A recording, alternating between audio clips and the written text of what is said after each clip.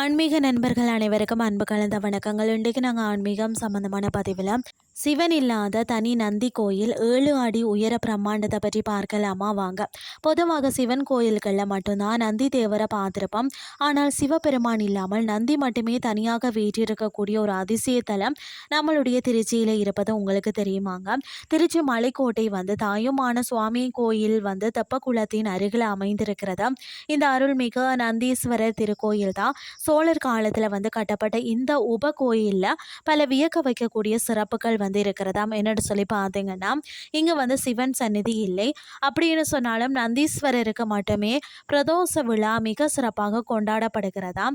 பிரதோஷ வேளைகளில் ஈசன் நந்தியின் கொம்புகளுக்கு இடையே நடனம் ஆடுவார் என்பது ஐதீகமாம். இங்கு நந்தியை மட்டுமே பிரதானமாக வழிபடுவதால் இங்கு வேண்டிக் கொண்டால் இரட்டிப்பு பலன் கிடைக்கும் என்பது பக்தர்களின் நம்பிக்கைன்னே சொல்லலாம்.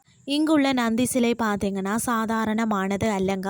7 அடி உயரம், 10 அடி நீளம், 16 அடி சுற்றளவு கொண்ட பிரம்மாண்டமான திருமேனின்னு சொல்லப்படுகிறதா.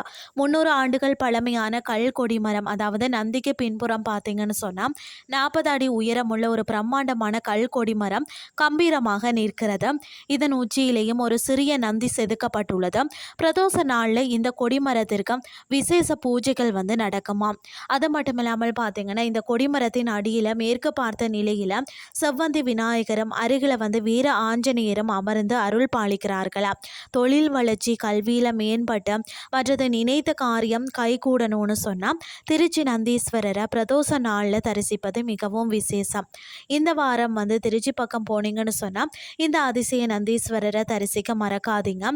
ஆன்மீக அன்பர்களுக்கு பயன்பட இந்த தகவலை பகிர்ந்து கொள்ளுங்கள்னு சொல்லி கூறிக்கொண்டு இன்றைய ஆன்மீகம் சார்ந்த பதிவை நிறைவு செய்து கொள்கிறேன்.